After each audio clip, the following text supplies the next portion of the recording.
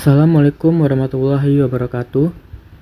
Baiklah, kita akan melanjutkan perkuliahan Sistem Pengendalian Manajemen, di mana kali ini kami dari kelompok 5 akan mempresentasikan mengenai materi Manajemen Performance Compensation.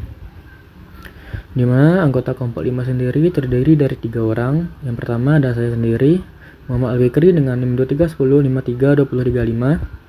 Lalu ada rekan saya, Najla Sabrina Aulia dengan NIM 2310533059. Dan Riztia Gesyana Jelani dengan NIM 2310533015. Nah, materi kali ini terdiri dari 8 pokok pembahasan, di mana yang pertama itu adalah tujuan sistem kompensasi, motivasi dan goal congruence. Yang kedua ada temuan penelitian tentang insentif organisasi. Yang ketiga ada karakteristik rencana kompensasi insentif. Yang keempat ada rencana insentif jangka pendek. Dan yang kelima ada rencana insentif jangka panjang. Lalu yang keenam ada insentif untuk pejabat perusahaan.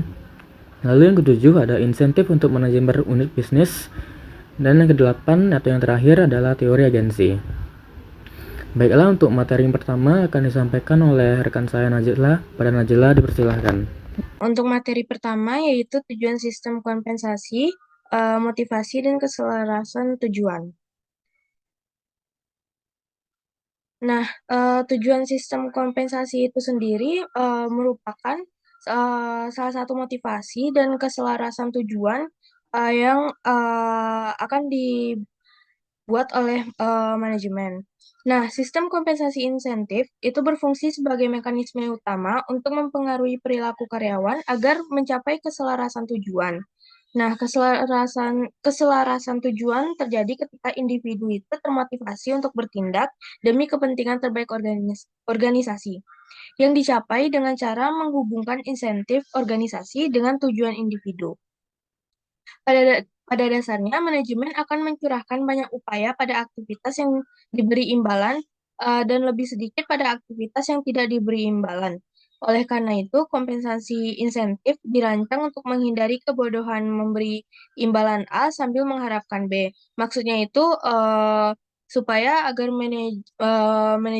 manajemen atau manajer itu tidak memberikan imbalan pada kegiatan A yang dimana padahal eh, manajer itu mengharapkan hasilnya itu kepada kegiatan B. Nah, untuk materi selanjutnya itu temuan penelitian tentang insentif organisasi. Penelitian tentang insentif organisasi cenderung mendukung temuan-temuan berikut mengenai bagaimana insentif itu mempengaruhi motivasi, yaitu pertama orientasi imbalan. Nah, individu itu cenderung lebih kuat termotivasi oleh potensi untuk mendapatkan imbalan daripada oleh rasa takut akan hukuman, yang menunjukkan sistem pengendalian manajemen harus berorientasi pada imbalan. Nah, maksudnya di sini karyawan itu memang cenderung berani mengambil suatu tindakan yang dimana tindakan tersebut menghasilkan imbalan yang akan dia dapatkan nanti daripada dia memikirkan kayak tindakan yang dia lakukan itu justru malah akan merugikan perusahaan gitu. Untuk yang kedua itu imbalan relatif dan non moneter. Imbalan pribadi bersifat relatif atau situasional. Meskipun kompensasi moneter penting di luar tingkat kepuasan tertentu, jumlah kompensasi tidak selalu sepenting imbalan non moneter. Untuk yang ketiga itu sinyal manajemen senior. Jika manajemen senior memberikan sinyal melalui tindakannya bahwa mereka menganggap sistem pengendalian manajemen itu penting, maka manajer operasional itu akan mengikutinya dan menganggapnya penting juga. Itu temuan penelitian selanjutnya itu umpan balik kinerja atau feedback. Nah, individu itu sangat termotivasi ketika mereka menerima laporan atau umpan balik tentang kinerja mereka. Tanpa umpan balik itu, orang cenderung tidak merasakan pencapaian atau menyadari bagaimana mengubah perilaku mereka untuk mencapai tujuan. Efektivitas insentif berkurang seiring dengan bertambahnya periode antara suatu tindakan dan umpan balik. Nah, orang-orang itu kan pastinya kayak mereka suka tuh ngedengar review tentang kinerja mereka. Nah, di sanalah letak dari kayak em, letak dari kayak kenikmatan tentang kompensasi itu sendiri. Kayak contohnya nih, eh misalnya kita kerja di sebuah perusahaan yang gimana kita misalnya fokusnya pada keuangan. Nah, kita berhasil tuh bikin keuangan perusahaan itu kayak lebih baik dan lebih tertata. Lalu kita kan diberikan feedback tuh sama manajemen puncak yang kayak contoh kalimatnya tuh wah bagus ya karyawan ini dia bikin laporannya tuh eh, teliti terus rapi juga. Pastinya kita senang dong. Nah, itu jadi motivasi kita juga untuk bekerja lebih baik untuk seterusnya agar feedback yang kita terima itu tetap baik. Nah, selanjutnya itu motivasi paling kuat. Motivasi paling kuat ketika dibutuhkan upaya untuk mencapai tujuan dan ketika individu menganggap pencapaian itu penting. Motivasi paling lemah jika insentif dianggap tidak dapat dicapai atau terlalu mudah dicapai. Pastinya setiap manusia itu kan punya adrenalinnya sendiri, adrenalin masing-masing tuh, yang dimana kayak misal kayak suatu pekerjaan tuh kita anggap mudah jadi kayak ah paling gitu doang. Jadi kayak untuk melakukan kerja tersebut tuh kayak eh, biarlah orang lain aja gitu yang kerjain. Di sisi lain ada pekerjaan tuh yang eh, kayak benar-benar kalau kita ngelakuin itu dan berhasil, itu benar-benar pencapaiannya itu bakal dianggap sama orang-orang. Nah, itu bisa jadi motivasi kita untuk kayak berupaya untuk mencapai tujuan tersebut. Nah, selanjutnya itu ada partisipasi anggaran. Insentif dari anggaran atau tujuan terkuat ketika manajer bekerja dengan atasan mereka untuk mencapai jumlah yang dianggarkan. Tujuan memberikan insentif yang kuat hanya jika manajer menganggapnya adil dan berkomitmen untuk mencapainya. Komitmen terkuat ketika merupakan masalah catatan publik, yaitu ketika manajer secara eksplisit setuju bahwa jumlah yang dianggarkan dapat dicapai. Untuk materi selanjutnya yaitu karakteristik rencana kompensasi. Nah, karakteristik rencana kompensasi itu eh, terdapat paket kompensasi total seorang manajer yang em, ada tiga komponen yang saling bergantung. Itu pertama gaji, yang kedua itu tunjangan, kayak tunjangan kesehatan, terus pensiun, tunjangan makan, dan fasilitas lainnya. Lalu ada kompensasi insentif. Nah, kompensasi insentif itu komponen yang terkait erat dengan fungsi pengendalian manajemen. Yang dimana itu ada dua jenis, yaitu rencana insentif jangka pendek dan yang kedua itu rencana insentif jangka panjang. Nah, untuk materi insentif jangka pendek dan jangka panjang ini akan dijelaskan oleh teman saya, Ristia Kesha. Sekian dari saya. eh, Terima kasih. Assalamualaikum warahmatullahi wabarakatuh. Baik, materi selanjutnya itu ada rencana insentif jangka pendek. Eh,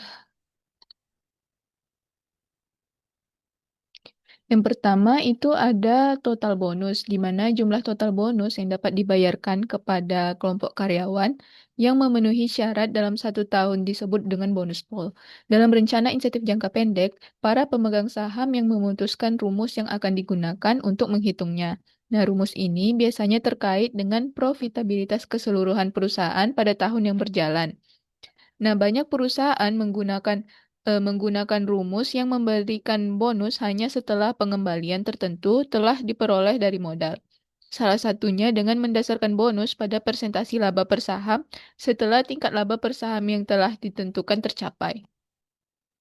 Contohnya itu yang pertama tingkat profitabilitas yang diperkirakan sebesar 50 juta dolar.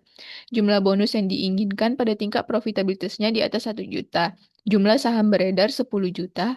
Laba per saham minimum sebelum pembayaran bonus sebesar 2,50 dolar. Rumus bonusnya 4% dari laba setelah dikurangi 250 dolar per sahamnya. Nah, Namun metode ini tidak memperhitungkan peningkatan investasi dari laba yang ditahan kembali. Solusinya adalah dengan meningkatkan laba per saham minimum setiap tahun sebesar persentase dari peningkatan tahunan dalam laba ditahan. Nah, diasumsikan bahwa perkiraan laba untuk tahun tersebut adalah sebesar 50 juta dolar. Sebelum bonus dan dividen adalah 30 juta dolar.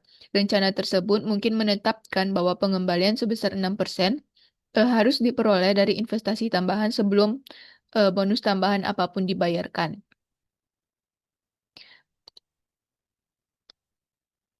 Nah, oleh karena itu, laba per saham minimum sebesar 2,50 dolar akan disesuaikan untuk tahun yang akan mendatang eh, dengan cara itu menghitung peningkatan pada laba ditahan, di mana 50 juta dolar dikurang 500 ribu yang dianggap sebagai bonus setelah pajak dikurang dengan 30 ribu dolar sebesar dividen, hasilnya itu sebesar 19 juta 500 dolar. Kemudian kita memperhitungkan peningkatan pada laba yang disyaratkan sebelum bonus. Dengan total 19 juta 500 dolar tadi dikali dengan 6%. Dapat hasilnya 1 juta 170 dolar.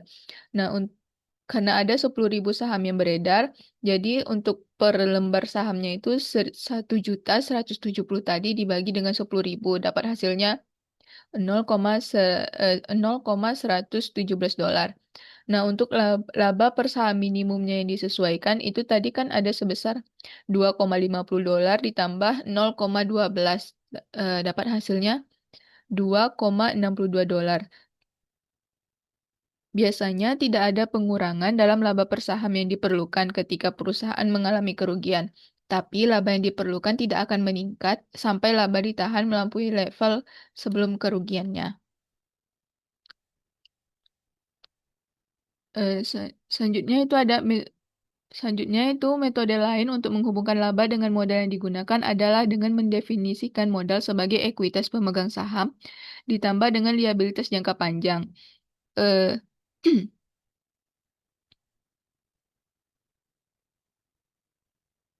bonus sama dengan persentasi dari laba sebelum pajak dan bunga atas utang jangka panjang dikurangi biaya modal atas total ekuitas pemegang saham ditambah dengan utang jangka panjang. Perusahaan yang menggunakan metode ini beralasan bahwa kinerja manajerial harus didasarkan pada penggunaan aset bersih perusahaan secara menguntungkan, dan karena kebijakan keuangan, bukan manajer operasional yang menentukan proporsi utang jangka panjang terhadap total modal. Proporsi ini seharusnya tidak mempengaruhi penilaian tentang kinerja operasional. Pilihan lain lagi adalah mendefinisikan modal sama dengan ekuitas pemegang saham. Kesulitan dengan metode ini dan metode sebelumnya adalah bahwa tahun terjadi kerugian mengurangi ekuitas pemegang saham, dan dengan demikian meningkatkan jumlah bonus yang akan dibayarkan di tahun-tahun yang menguntungkan. Hal ini mungkin menggoda para manajemen untuk melakukan big bet atau membersihkan buku secara besar-besaran pada tahun dengan laba yang rendah untuk memudahkan perolehan bonus di masa depan. Selanjutnya itu ada juga beberapa perusahaan yang mendasarkan bonus pada peningkatan profitabilitas dibanding tahun sebelumnya.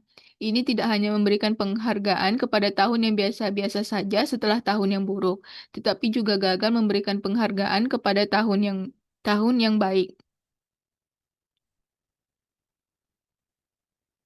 Masalah ini dapat diperbaiki sebagian dengan mendasarkan bonus pada peningkatan di tahun berjalan yang berada di atas rata-rata bergerak dari laba dalam beberapa tahun sebelumnya. Ada juga beberapa perusahaan yang mendasarkan bonus pada profitabilitas yang berhubungan dengan industri yang mereka jalani. Namun memperoleh data dari industri yang sebanding ini mungkin dianggap sulit, karena hanya sedikit perusahaan yang memiliki bauran produk yang sama atau menggunakan sistem akuntansi yang identik. Metode ini juga dapat menghasilkan bonus yang tinggi pada tahun yang biasa-biasa saja, karena satu atau lebih pesaing mungkin mengalami tahun yang buruk. Eh,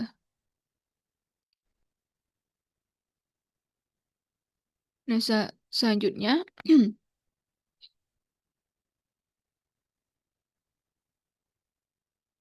Dalam menghitung komponen laba dan modal, penyesuaian dapat dilakukan pada jumlah laba bersih yang dilaporkan pada jumlah ekuitas para pemegang saham yang dilaporkan. Beberapa jenis keuntungan dan kerugian luar biasa, serta keuntungan dan kerugian dari operasi yang dihentikan, dan itu dapat dikecualikan.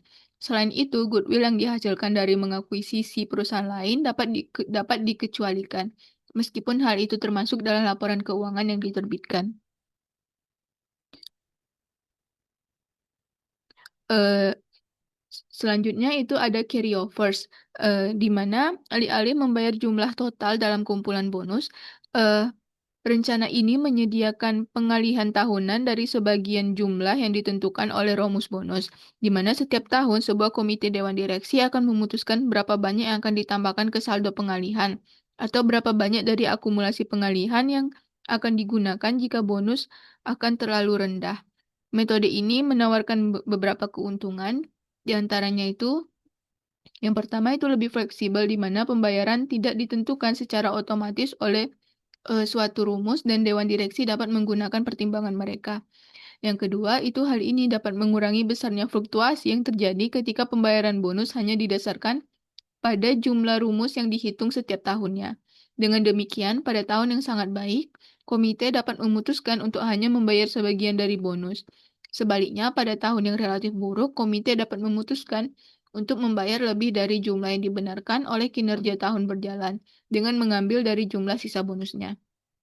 Kerugian dari metode ini adalah bonus kurang berhubungan langsung dengan kinerja tahun berjalan.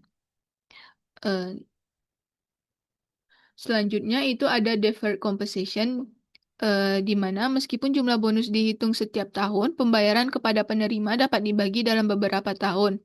Nah, biasanya itu terjadi dalam 5 tahun. Dalam sistem ini, eksekutif hanya menerima 1/5 dari bonus mereka pada tahun perolehannya. Sisa ke-4/5 tadi dibayarkan secara merata selama 4 tahun berikutnya. Metode pembayaran yang ditangguhkan ini menawarkan beberapa keuntungan, diantaranya manajer dapat memperkirakan dengan akurasi yang wajar pendapatan kas mereka untuk tahun yang akan datang. Yang kedua, itu pembayaran yang ditangguhkan memperlancar penerimaan uang tunai oleh manajer, karena dampak fluktuasi siklus laba dirata-ratakan dalam pembayaran tunai. Yang ketiga, itu manajer yang pensiun akan menerima pembayaran selama beberapa tahun. Hal ini tidak hanya menambah pendapatan pensiun, tetapi juga biasanya memberikan keuntungan pajak, karena tarif dari pajak penghasilan setelah pensiun mungkin lebih rendah daripada tarif selama masa kerjanya. Yang terakhir itu ada jangka waktu yang ditangguhkan, mendorong para pengambil keputusan untuk berpikir di jangka panjang. Selanjutnya itu ada rencana insentif jangka panjang. Yang pertama itu ada phantom share dan stock appreciation, di mana phantom share adalah phantom share adalah memberikan sejumlah saham kepada manajer hanya untuk tujuan pembukuannya saja. Pada akhir periode tertentu, eksekutif berhak menerima penghargaan yang setara dengan apresiasi nilai pasar saham sejak tanggal pemberian. Nah, penghargaan ini dapat berupa uang tunai, saham, atau juga keduanya. Tidak seperti opsi saham, rencana phantom share ini tidak memiliki biaya transaksi. Beberapa rencana opsi saham mengharuskan manajer untuk memegang saham tersebut selama periode tertentu setelah pembelian. Hal ini melibatkan risiko penurunan harga pasar saham, serta biaya bunga yang terkait dengan kepemilikan saham. Risiko dan biaya ini tidak termasuk dalam rencana phantom share. Yang kedua itu ada stock appreciation right, di mana hak apresiasi saham adalah hak untuk menerima pembayaran tunai berdasarkan peningkatan nilai saham sejak saat pemberian hingga tanggal tertentu di masa yang akan datang. Nah, hak apresiasi saham dan phantom share ini adalah jenis bonus tunai tertunda, di mana jumlah bonusnya merupakan fungsi dari harga pasar saham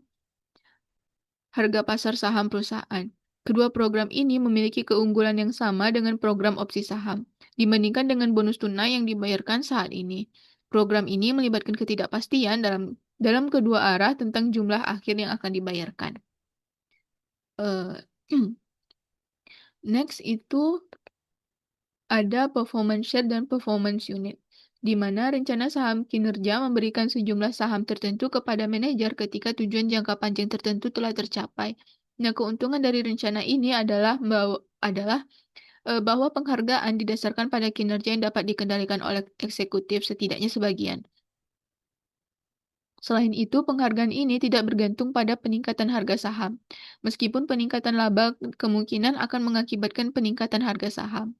Rencana ini memiliki keterbatasan karena mendasarkan bonus pada ukuran akuntansi atas kinerja. Dan dalam beberapa kondisi, tindakan yang diambil oleh eksekutif perusahaan untuk meningkatkan laba per saham mungkin tidak berkontribusi pada nilai ekonomis perusahaan. Selanjutnya itu ada performance unit.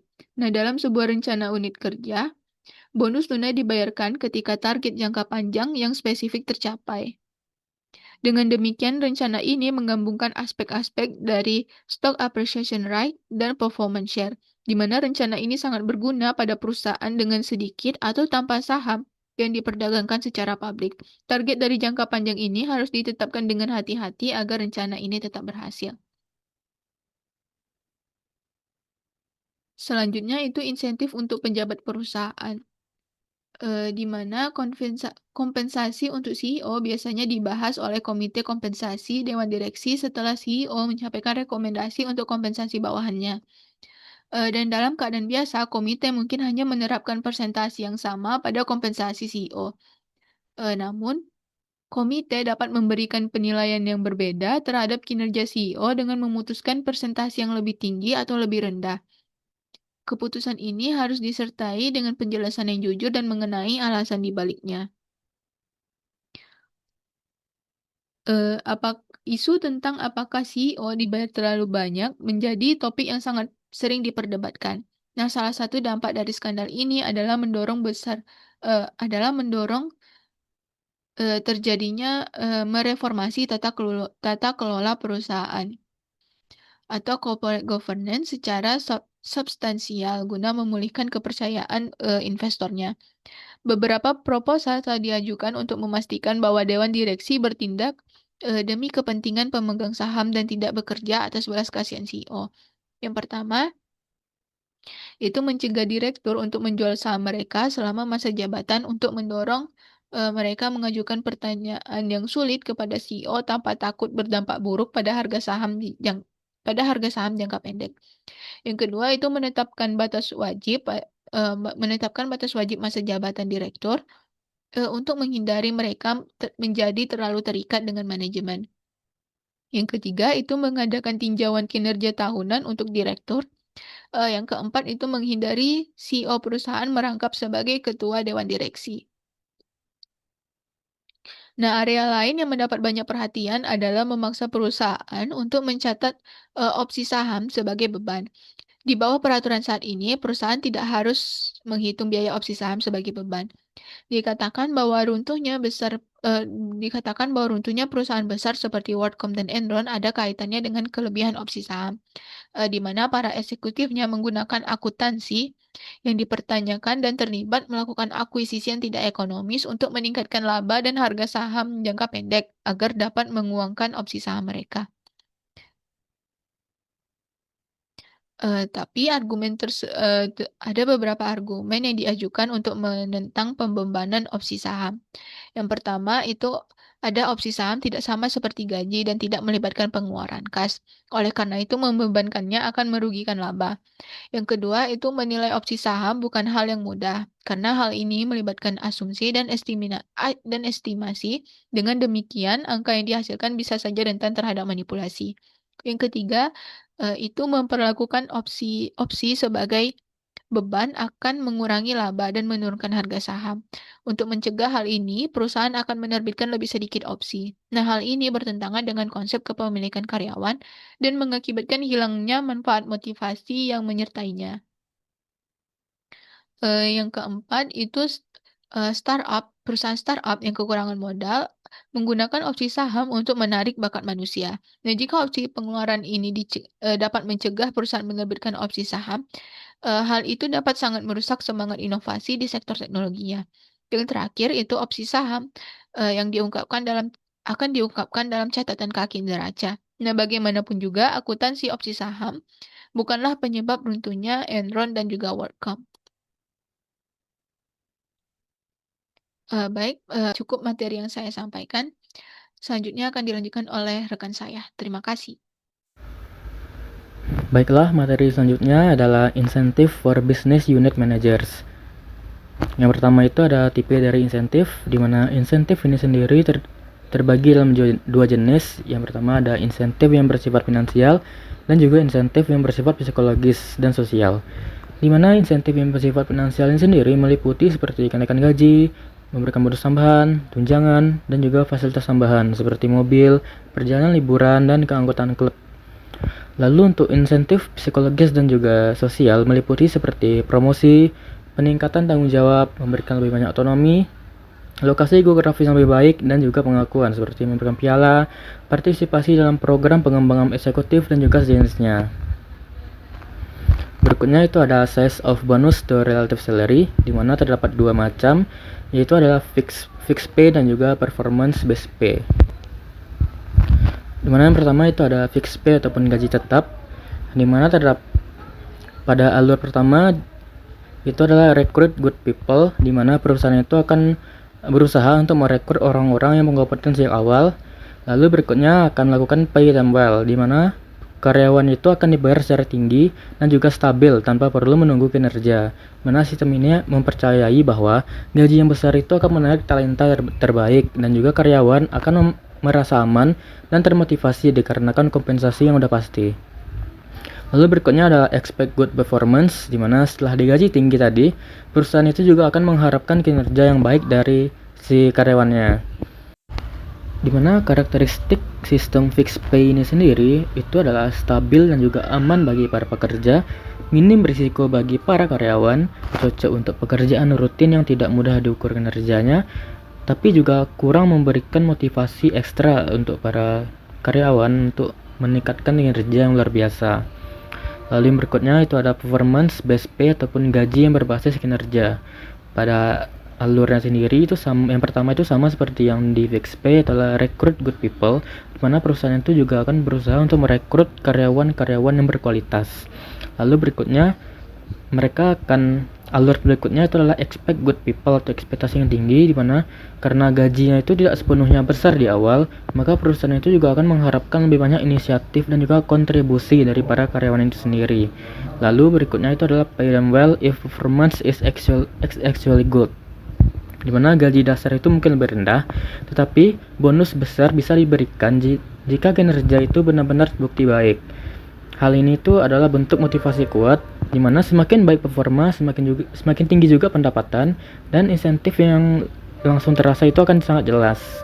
Karakteristik dari sistem ini sendiri itu adalah lebih adil bagi perusahaan yang bekerja keras yang mendapat lebih, dan mendorong produktivitas dan inovasi, tetapi beresiko untuk mendorong perilaku jangka pendek, menimbulkan tekanan tinggi, dan bisa membuat persaingan yang tidak sehat. Yang berikutnya adalah sistem cut-off levels, di mana sebuah rencana bonus dapat memiliki batas atas atau upper cut-off dan juga batas bawah ataupun lower cut-off. Untuk upper cut-off sendiri merupakan tingkat kinerja di mana bonus maksimum itu akan dicapai. Sedangkan kalau lower cut-off ini sendiri merupakan tingkat kinerja di bawahnya, tapi tidak ada bonus yang akan diberikan. Dan kedua batas ini dapat menghasilkan efek samping yang tidak diinginkan. Ketika manajer unit bisnis menyadari bahwa bonus maksimum telah tercapai atau bahwa mereka tidak akan menerima bonus sama sekali, sistem bonus justru dapat bertentangan dengan tujuan perusahaan. Alih-alih berusaha mengoptimalkan laba pada periode berjalan, manajer bisa terdorong untuk menurunkan profitabilitas di tahun berjalan. Misalnya dengan membelanjakan biaya diskresioner berlebihan seperti iklan ataupun penelitian dan pengembangan untuk menciptakan peluang bonus lebih tinggi di tahun berikutnya. Meskipun tindakan tersebut hanya mempengaruhi waktu pengeluaran, perilaku seperti ini umumnya dianggap tidak diinginkan. Salah satu cara untuk mengurangi perilaku disfungsional semacam ini adalah dengan membawa kelebihan ataupun kekurangan bonus ke tahun-tahun berikutnya. Artinya bonus yang tersedia untuk dibagikan pada tahun tertentu adalah jumlah bonus yang diperoleh selama tahun tersebut, atau ditambah kelebihan ataupun dikurangi dengan kekurangannya dari tahun-tahun sebelumnya. Lalu yang berikutnya itu ada bonus basis, di mana bonus insentif seorang manajer unit bisnis itu dapat didasarkan hanya pada total keuntungan perusahaan secara keseluruhan, ataupun juga bisa didasarkan pada keuntungan unit bisnis, atau juga bisa dikombinasikan keduanya. Salah satu argumen untuk menghubungkan bonus dengan kinerja unit adalah bahwa keputusan dan tindakan manajer itu lebih berdampak langsung pada kinerja karyawannya atau unitnya sendiri dibandingkan dengan unit bisnis lainnya. Namun pendekatan seperti itu bisa sangat mengganggu kerjasama antar unit. Berikutnya itu ada performance kriteria, di mana yang pertama itu ada financial kriteria, di mana jika unit bisnis itu merupakan pusat laba, maka pemilihan kriteria keuangan dapat mencakup seperti contribution margin, direct business unit profit, controllable business unit profit, income before taxes, dan income non-net income. Jika unit tersebut merupakan pusat investasi, maka keputusan perlu dibuat dalam 3 area, yaitu definition of profit, definition of investment, dan juga choice between return of investment dan juga economic value added. Yang kedua adalah adjustment for uncontrollable factors, di mana selain memilih kriteria finansial, perusahaan juga harus menentukan penyesuaian apa yang akan mereka lakukan terhadap faktor-faktor yang tidak dapat dikendalikan. Biasanya mereka akan menyesuaikan 2 jenis pengaruh. Penyesuaian pertama menghilangkan biaya-biaya yang muncul akibat keputusan yang dibuat oleh eksekutif di tingkat yang lebih tinggi dari unit bisnis. Penyesuaian lainnya menghilangkan dampak kerugian yang disebabkan oleh peristiwa alam seperti kebakaran, gempa bumi, dan juga banjir, dan kecelakaan yang bukan akibat dari kelalaian manajer. Yang berikutnya, yang ketiga adalah benefits and shortcomings of short-term financial targets, di mana mengaitkan bonus manajer unit bisnis dengan pencapaian target keuangan tahunan setelah melakukan penyesuaian terhadap faktor-faktor yang tidak dapat dikendalikan. Merupakan ide yang baik, dikarenakan hal ini akan mendorong manajer untuk mencari berbagai cara dalam meningkatkan operasi yang ada serta memulai aktivitas baru untuk mencapai target keuangan tersebut. Namun jika hanya mengandalkan kriteria finansial, dapat timbul beberapa efek disfungsional seperti mendorong tindakan jangka pendek yang tidak sejalan dengan kepentingan jangka panjang perusahaan, misalnya mengurangi pemeliharaan peralatan, dan manajer mungkin akan terdorong untuk memanipulasi data demi mencapai target periode berjalan. Yang keempat itu adalah mechanism to overcome short-term bias, di mana melengkapi kriteria finansial dengan mekanisme insentif tambahan dapat mengatasi orientasi jangka pendek dari target keuangan tahunan. Sebagai contoh, sebuah perusahaan dapat mendasarkan sebagian bonus manajernya pada kinerja multi-year, di mana meskipun hal ini memiliki keunggulan yang jelas, yaitu memperpanjang jangka waktu para manajer, namun juga terdapat beberapa kelemahan seperti manajer kesulitan dalam melihat hubungan antara upaya mereka dan reward dalam skema penghargaan multi-year, sehingga mengurangi efek motivasi dari penghargaan tersebut. Lalu berikutnya yang kelima atau yang terakhir itu adalah benchmarks for comparison, di mana kinerja seorang manajer unit bisnis dapat dinilai dengan membandingkan hasil aktual dengan anggaran laba, kinerja masa lalu, ataupun kinerja para pesaing. Praktik yang umum adalah mengevaluasi manajer unit bisnis berdasarkan profit budget ataupun anggaran laba. Terdapat beberapa pertimbangan penting ketika menggunakan anggaran laba sebagai alat motivasi, seperti manajer unit bisnis berpartisipasi dalam penyusunan anggaran laba ataupun anggaran tersebut menantang tapi tetap dapat dicapai. Berikutnya itu ada bonus determination approach, di mana bonus untuk seorang manajer unit bisnis dapat ditentukan dengan menggunakan formula yang ketat seperti persentase dari laba operasi unit bisnis atau berdasarkan penilaian yang sepenuhnya subjektif oleh atasan manajer tersebut atau melalui kombinasi dari keduanya. Mengandalkan formula objektif secara eksklusif memiliki beberapa kelebihan yang jelas, seperti sistem reward dapat ditentukan dengan sangat presisi, hanya ada sedikit ketidakpastian atau ambiguitas mengenai standar kinerja, dan atasan tidak dapat menggunakan bias atau favoritisme dalam menilai kinerja manajer bawahan. Baiklah, pokok pembahasan terakhir kita itu adalah agency theory, di mana yang pertama itu ada principal, agent, dan problem utama. Principal agent adalah hubungan kontraktual di mana prinsipal ataupun pemilik ataupun juga pihak yang memberi wewenang menugaskan seorang agent ataupun manajer ataupun juga pihak yang diberi wewenang untuk melakukan tindakan atas nama prinsipal dan membuat keputusan yang mempengaruhi kepentingan pribadi prinsipal. Problem utama dalam hubungan prinsipal dan juga agent ini sendiri adalah divergent goals atau perbedaan tujuan dan information asymmetry ataupun asimetri informasi. Selanjutnya itu ada solusi utama dan juga agency cost. Dalam agency teori terdapat dua pendekatan utama untuk mengatasi masalah divergent goals tadi dan juga information asymmetry. Di mana yang pertama itu adalah monitoring, di mana untuk pengawasan oleh prinsipal dan juga insentif contracting ataupun kontra insentif.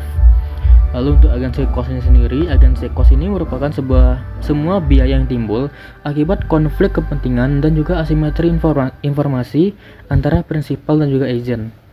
Agency cost terdiri dari 3 komponen utama. Yang pertama itu ada monitoring cost, contracting ataupun bonding cost, dan juga residual cost. Baiklah, sekian pemaparan materi manajemen performance compensation dari kami.